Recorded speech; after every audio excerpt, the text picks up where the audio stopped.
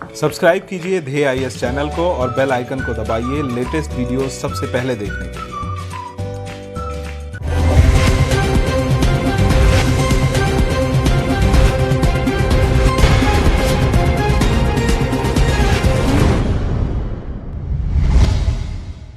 आज के दिन का इतिहास भारत की विकास गाथा में स्वर्णिम अक्षरों में दर्ज है। आज के दिन भारत ने एक ऐसी उपलब्धि हासिल की जिससे भारतीय उपमहाद्वीप की भू रणनीतिक राजनीति ही बदल गई। दरअसल आज के ही दिन भारत में 1974 में अपना प्रथम परमाणु विस्फोट कर संयुक्त राष्ट्र सुरक्षा परिषद के 5 स्थायी सदस्यों के समकक्ष खड़ा होने वाला भारत विश्व का छठा देश बन गया। आज के डीएनएस में हम बात करेंगे 18 मई 1974 को हुए इस करिश्मे की। साथ ही समझेंगे परमाणु सिद्धांत नो फर्स्ट यूज पॉलिसी। दरअसल भारत की आजादी के बाद कुछ ऐसी घटनाएं घटी जिसने नेहरू के आदर्शवाद को छोड़कर भारत को एक सशक्त सैन्य शक्ति के रूप में बढ़ने हेतु प्रेरित किया।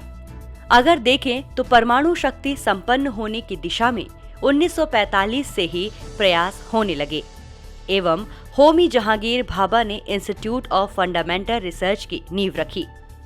कश्मीर का मुद्दा 1962 में चीन द्वारा भारत पर आक्रमण, उसके उपरांत चीन द्वारा परमाणु परीक्षण, 1965 में पाकिस्तान द्वारा भारत पर आक्रमण, ऐसी गतिविधियों ने भारत की एक तरफा शांति की नीति पर प्रश्न चिन्ह लगा दिया था एवं भविष्य में ऐसी घटनाएं ना घटे उसके लिए भारत में परमाणु शक्ति संपन्न राष्ट्र बनने में तेजी से कार्य करना प्रारंभ किया। इधर राजनीतिक नेतृत्व में परिवर्तन हुआ एवं इंदिरा गांधी प्रधानमंत्री बनी। वहीं परमाणु कार्यक्रम की बागडोर होमी जहांगीर भाभा, विक्रम भाई साराभाई से होते हुए प्रख्यात वैज्ञानिक राजा रामन्ना के हाथ में आ गई। राजा रामन्ना के नेतृत्व में सीमित संसाधनों के द्वारा भारत को परमाणु शक्ति संपन्न राष्ट्र बनाने के लिए 1967 से लेकर 1974 तक 75 वैज्ञानिक और इंजीनियरों की टीम ने 7 साल कड़ी मेहनत की, जिसमें 1998 में पोखरण परमाणु परीक्षण का नेतृत्व करने वाले एपीजे अब्दुल कलाम भी शामिल थे। 1972 में राजा रामन्ना की टीम ने परमाणु विस्फोट करने की दक्षता प्राप्त कर ली, जिसे आखिरकार इंदिरा गांधी द्वारा 1974 में हरी झंडी दी गई। भारत के प्रथम परमाणु परीक्षण के लिए जैसलमेर जिले के पोखरण में स्थित रेगिस्तान का चयन किया गया। वहीं बुद्ध पूर्णिमा के दिन परमाणु परीक्षण करने के कारण इसे इस्माइल बुद्धा का नाम दिया गया। स्माइलिंग बुद्धा के तहत भारतीय वैज्ञानिकों की टीम ने सुबह 8:05 पर अपने पहले परमाणु बम पोखरण का सफल परीक्षण कर कई देशों के चेहरे की स्माइल को हमेशा के लिए उड़ा दिया। विकसित देशों को एक पिछड़े और गरीब देश के द्वारा परमाणु शक्ति संपन्न राष्ट्र होना रास नहीं आया और उन्होंने भारत पर काफी सारे प्रतिबंध लगा दिए।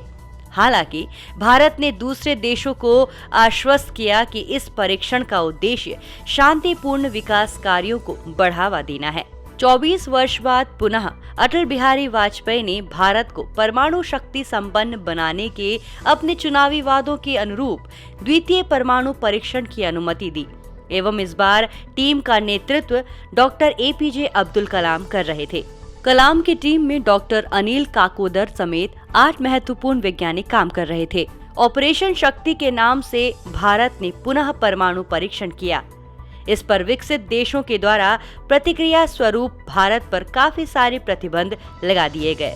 यद्यपि भारत अपने परमाणु परीक्षण से एक परमाणु शक्ति राष्ट्र बन गया, किंतु इसमें अपनी शांति नीति को विश्व के समक्ष रखते हुए अपना अद्वितीय परमाणु सिद्धांत नो फर्स्ट यूज पॉलिसी को प्रस्तुत किया।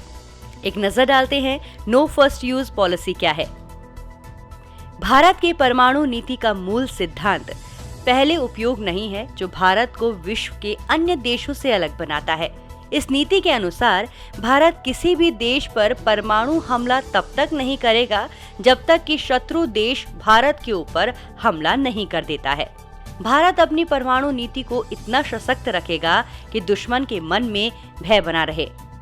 दुश्मन देश के खिलाफ परमाणु हमले की कार्यवाही करने का अधिकार सिर्फ जनता द्वारा चुने गए प्रतिनिधियों अर्थात देश के राजनीतिक नेतृत्व को ही होगा, जबकि नाभिकीय कमांड प्राधिकरण का सहयोग जरूरी होगा। जिन देशों के पास परमाणु हथियार नहीं है, उन देशों के खिलाफ भारत अपने परमाणु हथियारों का इस्तेमाल नहीं करेगा।